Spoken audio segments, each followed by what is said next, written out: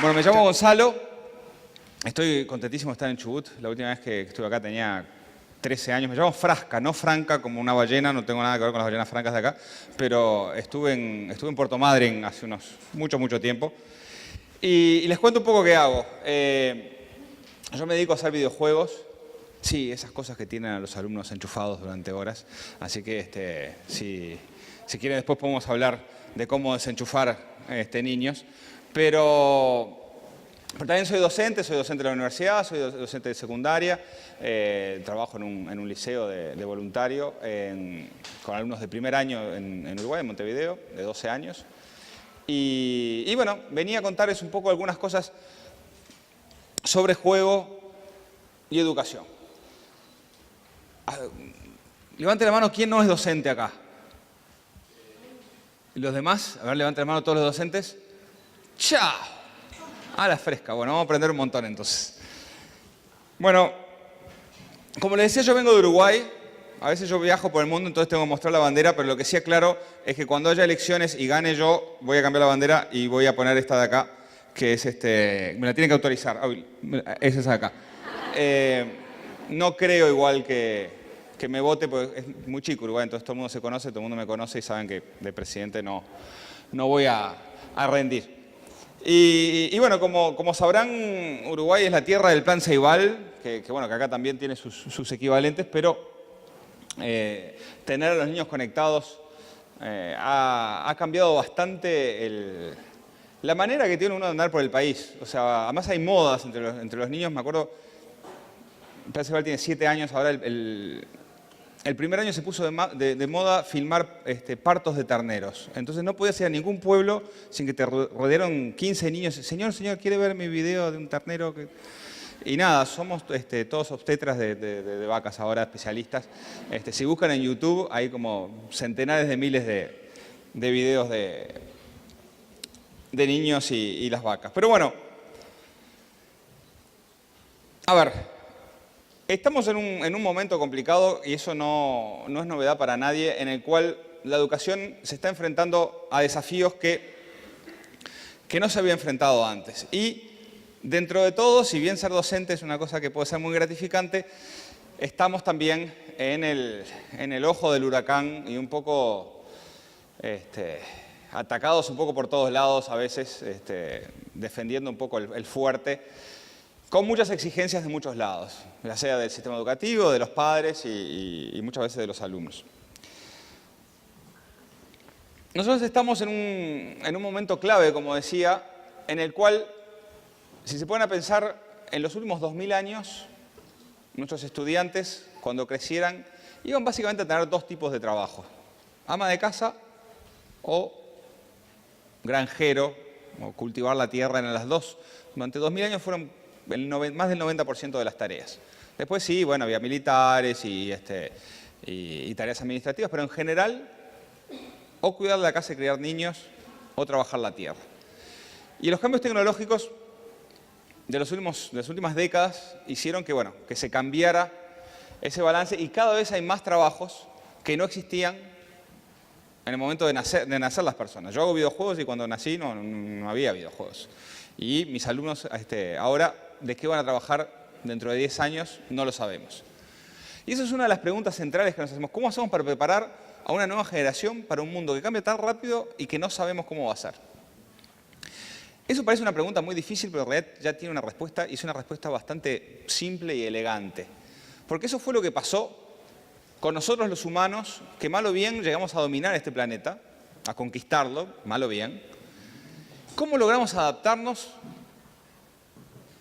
desde que evolucionamos a un mundo que tiene un montón de desafíos, un montón de peligros, de enemigos, de climas, de ecosistemas? ¿Cómo hicimos para adaptarnos a eso? Bueno, la naturaleza nos dio una mezcla, conectó 2 cosas en nuestra cabeza que nos permitieron hacer eso.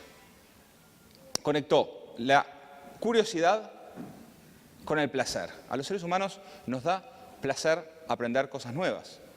Cada vez que encontramos algo nuevo, probamos, toqueteamos, jugueteamos, y eso de curiosidad con placer es el juego. Es el juego como estrategia cognitiva, con el juego que es lo que hacemos para aprender las cosas más difíciles desde que nacemos, sobre todo en la infancia. Jugando aprendemos a hablar, es muy complicado aprender idiomas, pero sin embargo lo hacemos mediante juegos, ensayo de error y probando. Lo mismo socializar. ¿Cómo hacemos para no matar a un compañerito? Bueno, lo podemos hacer tragar un poco de arena en el arenero, pero eso es parte de cómo hacemos los humanos para aprender a coexistir. Y también se hace jugando. Entonces el juego es una de las herramientas con las cuales evolucionamos para adaptarnos a este mundo. Y ahí es donde está una de las claves que diferencia muchas veces a los niños pequeños de los adultos ya educados. Yo, por ejemplo, estoy usando el teléfono de control remoto. ¿Cómo hace un adulto como yo? Me dice, mira, este es un control remoto nuevo, va a hacer una presentación. Entonces yo lo que hago es primero pongo los lentes así, hago así, lo agarro bien, pues si se cae sale un disparate esto, ¿no? Y después tengo el síndrome del dedo flotante, hago, no, mejor no. No. Y así estoy un rato, ¿por qué? Porque tengo miedo de equivocarme. ¿Cómo hace un niño? Toca todo hasta que pase algo. Y eso, además de ser divertido y simpático y además acarrear problemas a veces, es la base del método científico. El ensayo y error. Pruebo, veo qué pasa. ¿Cómo hace un niño de 2 años para aprender a manejar una tableta? ¿Ah? ¿Cómo hace mi sobrino para desbloquearme el teléfono? Lo hace. Prueba y aprende de sus errores. Y eso, que es la base del aprendizaje, por varias razones históricas y culturales, muchas veces queda de lado. En el jardín de infantes suele mantenerse, pero durante la escolarización va quedando un poco de lado. Pensemos un poco, hablamos del mundo de las últimas décadas, o sea, de los últimos milenios hasta las últimas décadas, hasta ahora.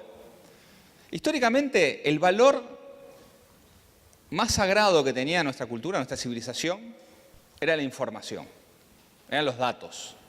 Era muy difícil tener acceso a los datos, era muy difícil tener acceso a grandes cantidades de datos, y por eso inventamos la imprenta, los libros, las bibliotecas, pero los libros hay que traducirlos, imprimirlos,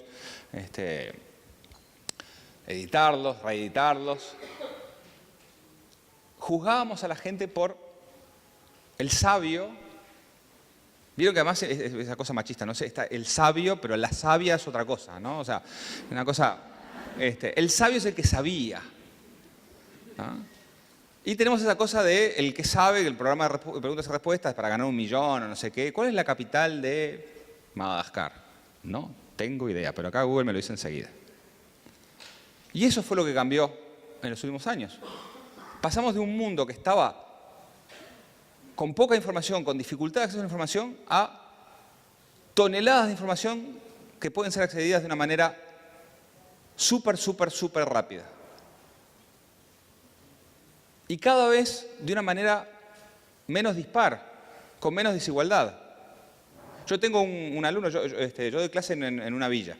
Tengo un alumno, yo hago videojuegos, entonces los pibes vienen, se me acercan y dicen, señor, ¿usted hizo el Pac-Man? Y yo digo, no. Se va. Señor, ¿usted hizo el GTA? No. Se va. Entonces viene uno y me dice, señor, ¿cuál es su civilización antigua preferida? ¿Lo qué? ¿Cuál es su civilización antigua preferida? Yo digo, chao. Y yo tiré verduras, dije, los aztecas. Estaba justo por irme a México, así dije, los aztecas. Me dice, los aztecas, sí. En realidad me dice, son mexicas en vez de aztecas. Yo estoy colgado últimamente con los hititas. ¿Lo qué? Los hititas, me dice, no, en Mesopotamia hace 3000 años. Y se me puso a hablar además de las esculturas que hacían en las fortificaciones. Y yo dije, ¿dónde aprendiste eso? Me dice, YouTube. YouTube. Sí, yo me cuelgo con documentales, History Channel, y bueno, ahora me vi eso, los hititas me gustó porque hacían unos leones que estaban copadísimos, y después tenían unos carros ligeros para la guerra, y no sé qué, y yo tratando de buscar Wikipedia para que, mantener un poco la decencia, ¿no? O sea, un poco como, ¿qué es esto? ¿Cómo niño de 12 años de la villa, yo tengo un PhD, pibe. Y no tengo la más mínima idea de lo que me estás hablando. ¿Ah? Y me pasó el trapo así, sin ningún tipo de problema. Y esa es una de las cosas justamente con cómo seguimos juzgando también el conocimiento, ¿no? O sea, de los datos. Pero también, como mostraba este alumno, está también la pasión por llegar a la información, descifrarla, contrastarla, encontrar buenas fuentes y coparse, ¿no? Que para eso es para eso uno quiere aprender. Justamente la llegada de Google hizo que cambiara radicalmente nuestra sociedad y que empezáramos a valorar otro tipo de cosas. No solamente el sabio que sabía cuál era el libro, dónde estaba tal cosa, o el dato, se memorizaba, sino una transición por el tipo de trabajos, por el tipo de creatividad que necesitamos. La escuela, que fue construida en base a un modelo de biblioteca, encontró que no podía estar, y cuando digo escuela digo todo centro de educación, también hasta terciario, no lograba conectarse con la realidad de nuestra sociedad. Esto que está en inglés lo encontré en internet, pero básicamente dice, si puedes googlear la respuesta, entonces era la pregunta incorrecta. ¿Ah? O sea, si la respuesta está en Google, la puede encontrar cualquiera. No te estás haciendo la pregunta correcta. Si te estás preguntando algo realmente nuevo, realmente innovador, entonces la respuesta no va a estar en Google, no va a ser un dato, va a ser algo que vas a tener que inventar, va a ser algo que vas a tener que construir. Pensemos, o sea, y no, bueno, no lo pienso yo, hay un investigador en educación de la Universidad de Harvard que se llama Tony Wagner, que tiene varios libros que están muy buenos, y él analiza qué son las necesidades de un alumno del siglo XXI. Identifica varias, entre ellas, aprender a aprender, o sea, poder investigar y trabajar en equipo.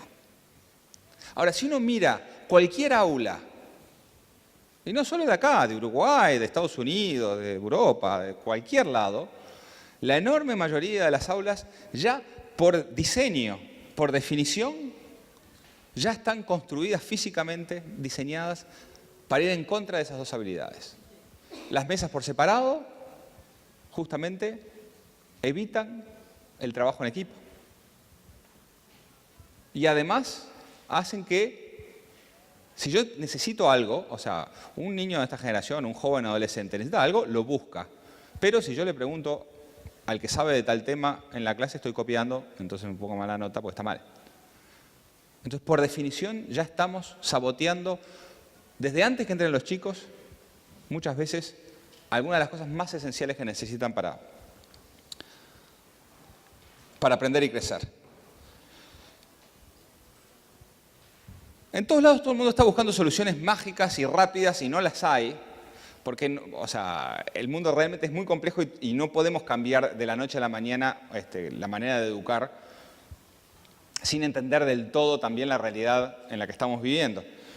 Hay una escuela experimental que es una escuela pública de Nueva York que se llama Quest to Learn, que está toda basada en juego. No en videojuegos, ¿no? Sino en juegos. Y hacen una cosa interesante. Ellos lo que hacen es iterar muchas veces. ¿Qué quiere decir?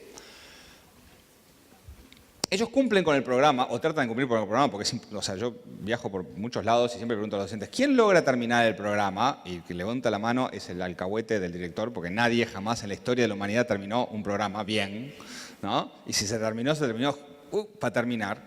Lo que hacen esta gente, usan una metáfora de carpintería. Dicen, yo te quiero enseñar a hacer una mesa. ¿Ah?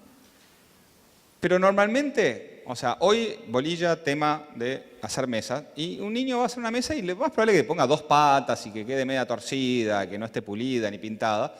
Entonces ahí yo le pongo 3 sobre 10 y paso a enseñarte a hacer una silla. Iterar, ¿qué quiere decir? Y tomar el tiempo para esa mesa de 2 patas no estaba bien, probá de vuelta, haz una de 3, después otra pulida, otra, capaz que haces 4, 5, 6 veces la mesa, y hasta que lograste hacer una mesa buena, y ahí perdiste casi todo el año. Perdiste. Y capaz que no hay tiempo para hacer una silla. Pero por lo menos sabes hacer una mesa bien. Y eso es iterar, iterar, iterar. Para lograr hacer eso, bueno, en esta escuela, que no es que tengan la verdad mágica, pero sí lo que hicieron fue tener que sabotear un poco las materias. Y yo sé que eso suena muy fácil decir desde acá arriba con un micrófono. Sí, bueno, entonces no hay más temas, somos todos hippies y bueno.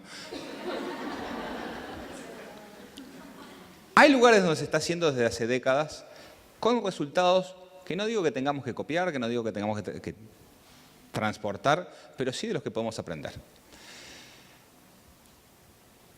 Les voy a mostrar ahora dos videojuegos. Yo hago videojuegos, pero no hago esto para llevar agua a mi molino. O sea, sinceramente, creo que el rol de los videojuegos en la educación existe, pero es limitado en el sentido... ¿Ustedes vieron el tiempo que un adulto que sabe de tecnología trata de lograr enchufar a un proyector una computadora?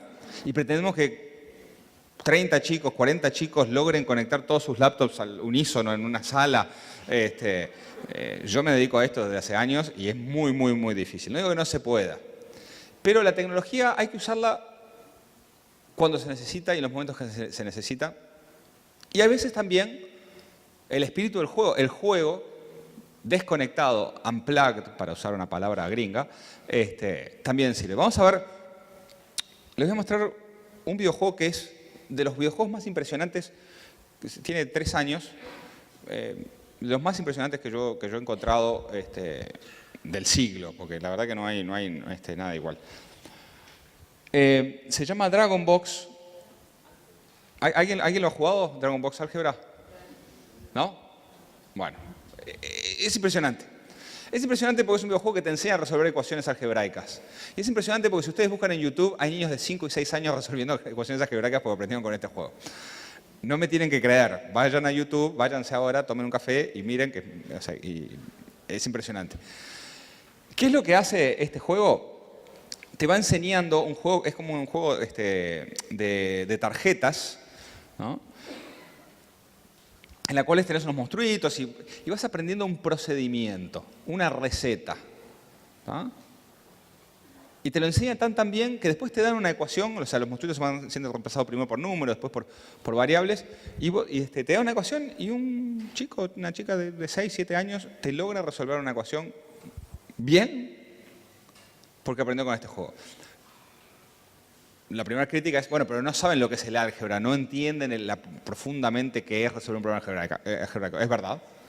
Pero el método, que es una cosa muy abstracta y muy dura de aprender, de empatizar, porque es así muy, muy dura, lo aprenden. Es lo mismo que cuando yo quiero entender cómo funciona un motor, y si ya sé manejar, entonces ya eso ya me permite entender un poco mejor por qué pongo los cambios, acelero. Esto es lo mismo. Y esto es algo que este videojuego hace muy, muy bien. Enseña un procedimiento muy bien. Yo conozco al diseñador, se llama Jean-Baptiste Wim, que es un francés que vive en Noruega, y él me decía que, bueno, primero, una investigación de la Universidad de Washington independiente de ellos, o sea, mostró que enseña efectivamente a resolver ecuaciones 22 veces más rápido que un método tradicional en el aula. No el doble de rápido, 22 veces más rápido. Entonces, digo, entonces ¿por qué no se está usando en todo el planeta Tierra? Y me dice, bueno, ¿sabes lo que pasa? Primero los docentes se copan. Y dicen, bien, buenísimo, wow, increíble, no sé qué. Y después se deprimen. Y digo, ¿por qué se deprimen? Y porque los reemplazó una máquina. Digo, ¿pero qué pasa? Dice, los reemplaza una máquina en una cosa que es mecánica. Cuando el docente en realidad debería ser como un entrenador, como un coach, como un director técnico. Entonces, muchas veces el trabajo que estamos haciendo porque no hay tiempo es algo que una máquina podría hacer mejor que nosotros. Y nosotros guardar el tiempo justamente para dar atención personalizada, para poder sugerir qué caminos tomar y no enseñar recetas. Yo me puse a trabajar basado en este juego, en un juego que todavía no terminé, pero hablé con muchos docentes de escuela y les pregunté, no me importa qué es lo más importante, pero qué es lo que frustra más a los niños y a las niñas, y casi todos, en Finlandia, en Estados Unidos, en Uruguay, casi todos me dicen lo mismo. El algoritmo de división. El algoritmo de división, la tumba de los cracks. Es una cosa súper, súper abstracta y generalmente se aprende entre los 7, 8, 9 años según el lugar del mundo, y es el momento en que los chicos empiezan a decir, yo no soy bueno para la matemática. Y empieza la matematofobia, esa enfermedad. Y entonces me puse a trabajar en esto por un tema de autoestima. No me importa si es importante, o sea, en la calculadora aprendes a hacer la división enseguida. Y creo que el algoritmo, creo que hay cosas más importantes para aprender que esas. Pero esto simplemente, o sea, estos son los macaquitos que... tenés que ir rescatando unos monstruitos que están enterrados y después esos monstruos se van a ir reemplazando por números. Y nuevamente, es simplemente aprender la receta. ¿Ah? Es más, yo aprendí, o sea, si ustedes buscan en Twitter, en inglés se llama Long Division el algoritmo. Hay una banda de rock que se llama Long Division, entonces el fin de semana siempre es, arriba aguante Long Division. Y de lunes a viernes son padres diciendo, Dios mío, alguien que me ayude. ¿Ah? O niños, o gente diciendo, ¿cómo sufrí con la división? Esto es un ejemplo, como decía, de que el videojuego puede hacer mejor que los humanos. Enseñar recetas que no es que no, o sea, todos decimos, es mejor ser creativo, no sé qué, pero hay recetas que son importantes saberlas. No digo que esta sea una, pero hay cosas que sí, que primero las tenés que aprender de esa manera. Y esto que les voy a mostrar ahora es un libro interactivo que también es un colega, un amigo mío, que se llama Chaim Gingold. Ustedes conocen Los Sims, ¿no? Bueno, este amigo mío era la mano derecha de Will Wright, el que hizo Los Sims. Trabajó con él muchos años. Y se dedica a hacer simulaciones. ¿Qué es una simulación? Y simulación es como un juguete en el cual vos experimentás, es como un laboratorio donde podés cometer errores. Y eso es la clave de los videojuegos. ¿Por qué los videojuegos son tan atractivos para los niños y para los jóvenes? Ahí hay una diferencia fundamental. Está de moda hablar de videojuegos y juegos en educación, pero a veces está de moda no por las razones correctas. Porque a veces el razonamiento que hacemos es, los chicos, a ver, están desconectados del sistema educativo, no logro motivarlos. ¿Qué es lo que les gusta? El chocolate. Entonces vamos a poner chocolate, no, bueno, los videojuegos. Y también vamos a poner videojuegos. Y no va por ese lado. El videojuego es efectivo no porque sea divertido. Es más, el opuesto de aburrimiento no es divertido. El opuesto de aburrimiento es desafío. El juego engancha tanto a los pibes porque los desafía, porque les plantea problemas que no son muy difíciles ni son muy fáciles, sino que constantemente están tratando de aprender a resolverlos en base a lo que aprendieron antes. Eso es lo que funciona. Por eso los videojuegos son tan atractivos y por eso, o sea, si ustedes miran juegos complejos como Plantas vs. Zombies, que es un juego que en el nivel 142 es muy complicado, y cómo un pibe de 7 años logra memorizar todo eso, o Minecraft, porque va aprendiendo de a poquito, nivel a nivel, y cada nivel lo desafía un poco más, y en el siguiente nivel encuentra un problema que para resolverlo tiene que aplicar lo que aprendió antes. Y el metamensaje de los videojuegos, los tutoriales, como se llama, de aprendizaje en esa forma, es que el conocimiento está en constante construcción, que no es una cosa cerrada ni terminada, que lo que aprendí antes me puede servir para después. Como decía, este es un libro interactivo, es un libro sobre geología. Debe ser el tema menos sexy de la historia, la geología. Yo le decía, vos no vas a hacer un mango con esto porque a nadie le importa la geología. Y dice, pero a mí me gusta. Pero vos sos recontra nerd, es amigo mío, ¿no? Y digo, a mí también me gusta, yo también soy nerd, pero... dice, no, pero está bueno, los pibes se van a enganchar. Y la verdad, que luego de 5 años, les muestro un poco cómo funciona.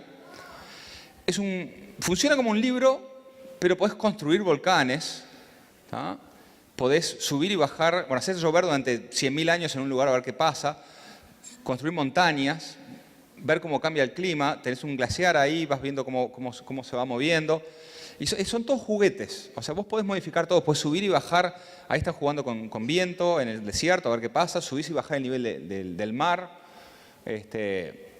Básicamente, sos una especie de Dios y vas moldeando el planeta y vas aprendiendo geología, no porque te diga la lección, esto es así o así, sino porque tenés una lección, tenés un texto que te explica, pero además tenés como un arenero virtual donde experimentar, probar cosas, desafiar, cometer errores y aprender esos errores. Lo que me parece además interesante de este libro es que no oculta que es un producto para aprender, que es un libro. No trata de decir, esto es un jueguito y vos lo vas a jugar y no te vas a enterar de que estás aprendiendo, como si aprender fuera una cosa que hubiera que ocultar, como la vacuna, ¿no? Mirá para allá, pum, uy, te vacunaron, está. No. ¿Por qué?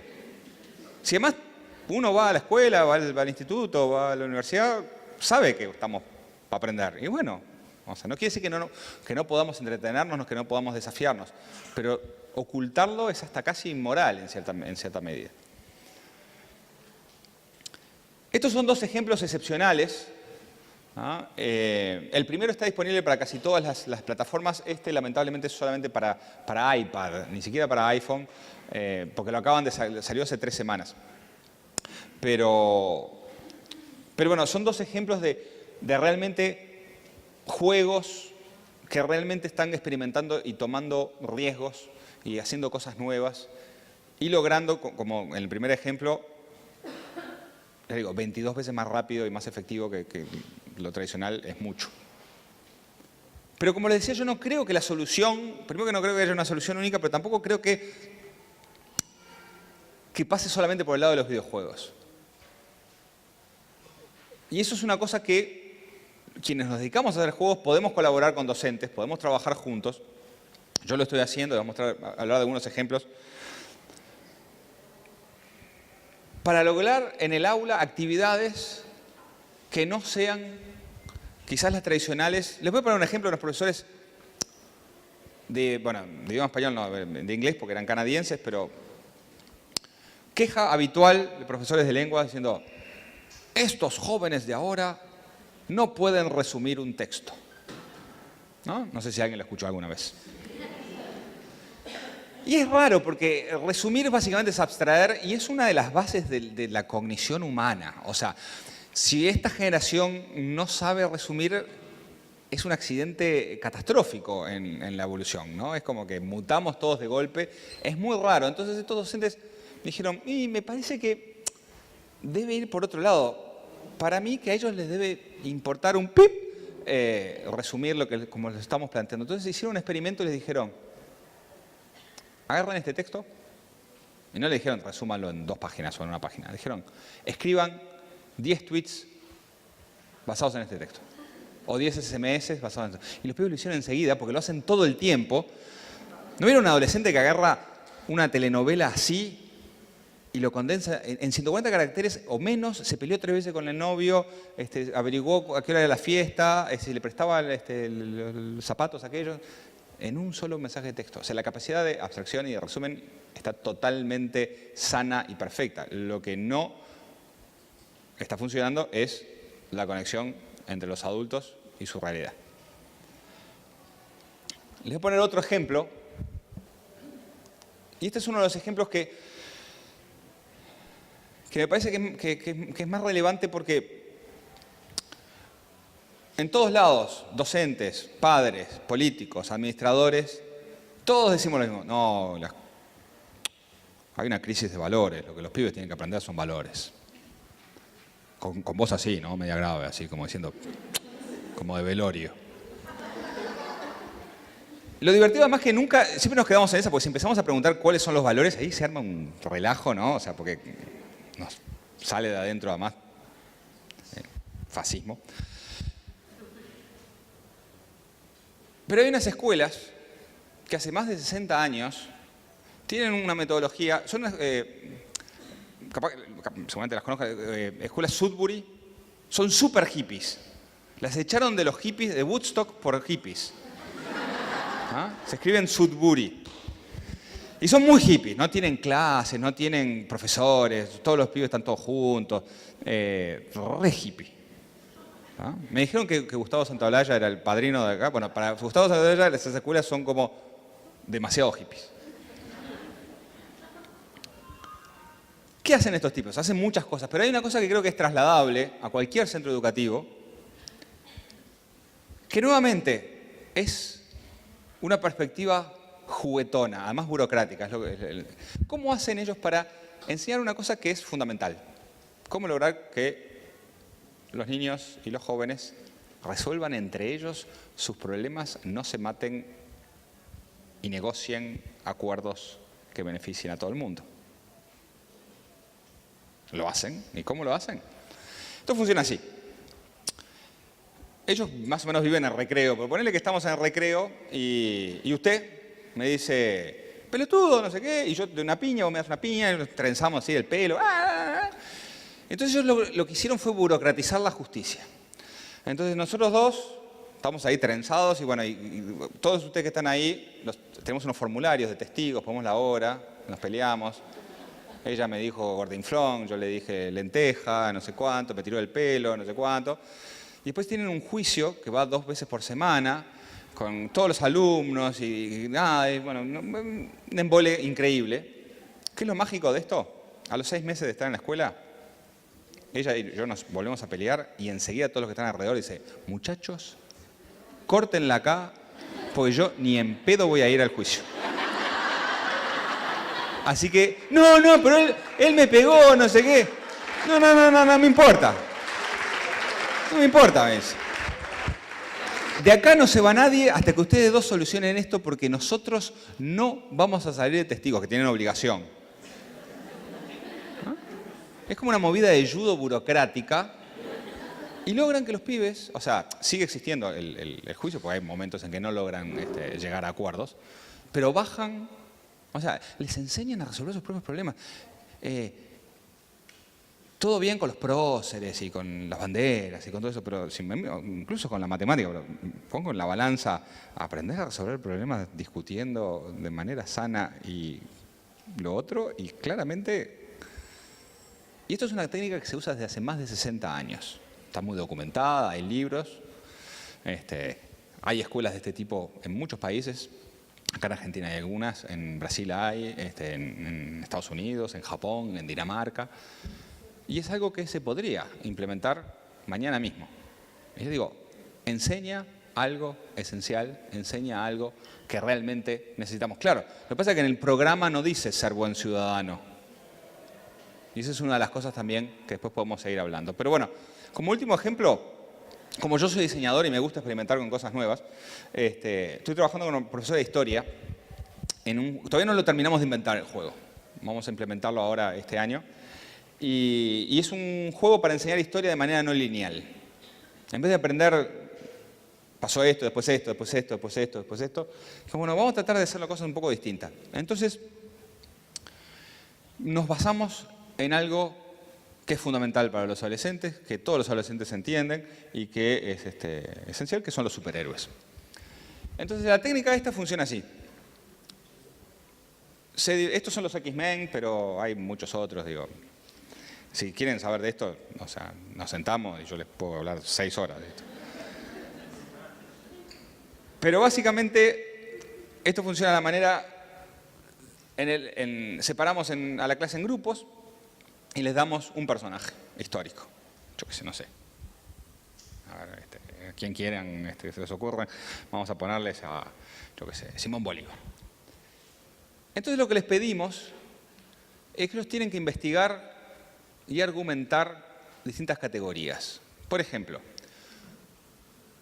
2 categorías. ¿Cuál era el superpoder y cuál era la kriptonita de Simón Bolívar? Entonces, el superpoder era lo que hacía mejor, lo que le salía bien así de una, y la kriptonita era su punto débil. Y empezamos así. Después seguimos, ¿quién era su archienemigo? ¿Cuál era la kriptonita y el superpoder de su archienemigo? ¿Quién era su sidekick? Como el Robin o el alcahuete. ¿Cuál era el superpoder? ¿Cuál era el segundo superpoder? ¿Cuál es la segunda kriptonita? Y todo eso lo tienen que argumentar investigando. Y lo interesante es que los equipos después van a llegar a conclusiones distintas. Algunos van a decir, a mí me parece que el superpoder es este, y otro va a decir que este otro. Y lo interesante es debatir de por qué creemos que es eso. Y ahí empiezan a pasar varias cosas. Uno, darnos cuenta que la historia es una visión personal, pero argumentada, que también que es como una telenovela Game of Thrones, ¿no? Sin los dragones, pero un relajo gigantesco. Y todavía no sabemos muy bien dónde nos va a llevar esto, si después capaz que lo transformamos en un juego de cartas. Pero básicamente la idea es esa. O sea, la idea es focalizar en los personajes y entender las relaciones humanas entre estos personajes mediante categorías con las que los estudiantes ya están familiarizados, que son la de los superhéroes. con algo que pueden contactarse. Y además en la historia muchas veces le damos una devoción a los personajes históricos un poco superheroica, ¿no? Bueno, eso es una de las cosas en las que estoy trabajando junto al juego de División. Después les puedo contar más en detalle cómo es el trabajo mío, ¿no? Yo hace más de 15 años que hago videojuegos. Yo he trabajado mucho para dibujos animados, para Disney, Pixar, Cartoon Network, o sea, muchos videojuegos basados en dibujos animados. Y nuevamente, esto es, o sea, como con esta docente que estoy trabajando, yo le dije, tu clase, tus alumnos, o sea, yo estoy acá para apoyar y juntos busquemos maneras nuevas, raras, y lo más probable es que le erremos, que en alguno de estos experimentos salgan mal y que los alumnos nos queden mirando como diciendo, amateurs, ¿qué están haciendo? Pero hay una cosa interesante que me dijo una vez un docente, que yo me quedé, la primera vez que me lo dijo, y después me di cuenta que tenía razón. Me dijo, sí, el gran problema que tenemos nosotros es que en el sistema educativo tradicional, en el secundario, no enseñamos ciencia. Y yo, ¿qué está diciendo? Si yo tuve física, química, sí, pero no enseñamos ciencia. O sea, hacemos experimentos que sabemos qué es lo que te van a dar y que a veces no salen bien, que te tiene que decantar rojo y sale azul. Y el profesor te explicaba eso porque siempre me explicaban lo mismo. Hay una contaminación de no sé qué. Digo, esto es la ciencia, todo verso. Pero más allá de los problemas, siempre estamos haciendo experimentos que ya sabemos qué es lo que va a pasar. Y la ciencia no es eso. La ciencia justamente es tratar de descubrir algo que no sabemos qué es y que muchas veces o no vamos a tener resultados que sirvan o nos va a confirmar cosas que ya sabíamos pero que no hay novedades. O sea, muchas veces defrauda. Y eso creo que es una de las cosas esenciales que podemos aprender de los juegos y los videojuegos. Los juegos y los videojuegos frustran, pero frustran de una manera aceptada por los niños. Es el único espacio cultural en donde equivocarse está aceptado, donde el niño no se siente tonto por equivocarse. Si el juego está bien hecho y el niño se equivoca y está trancado, busca ayuda, investiga, busca en YouTube, le pregunta a los amigos, a las amigas en la escuela, en el liceo. La frustración está, pero se maneja y es el motor también. En las últimas décadas, por muchas razones económicas y sociales, muchas veces también el cambio estructural en las familias ha hecho que tenemos una visión mucho más sobreprotectora sobre los niños y sobre los estudiantes y sobre cuidarlos. Y básicamente tenemos la idea de que, bueno, que el sistema educativo es un lugar de mentira donde te cuidamos todo bien para que después salgas al mundo de verdad. Y eso se lo estamos diciendo a pibes de 10 años, youtubers, que tienen más millones de gente mirándolo en YouTube que todos los poetas del mundo juntos, ganadores de premios Nobel. En serio, si sumás todos los adolescentes en YouTube, o sea, son más exitosos culturalmente que los poetas. Y lo hacen solos. Y hay cosas que podemos enseñarles, cosas a veces mucho más relevantes, porque enseñar es elegir qué. Y cómo lidiar, o sea, boxeo en redes sociales. Se van a pelear en redes sociales. Bueno, entonces enseñémoslos a debatir bien, a elegir las batallas, a cómo lidiar con esos problemas, que son algunos de los problemas reales que van a estar lidiando y no cosas que a veces venimos arrastrando de clásicos.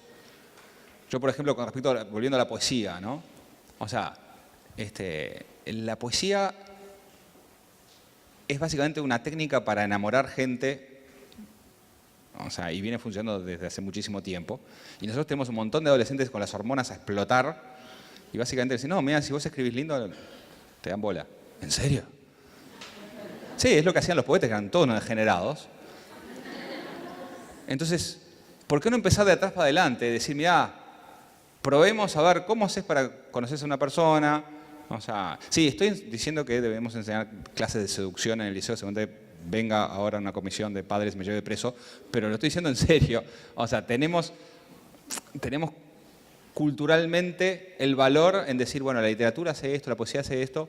Bueno, apliquémoslo también. Permitamos a nuestros alumnos descubrir el placer de esas herramientas aplicadas a sus vidas cotidianas. Y bueno, y para terminar, y podemos pasar a algunas preguntas.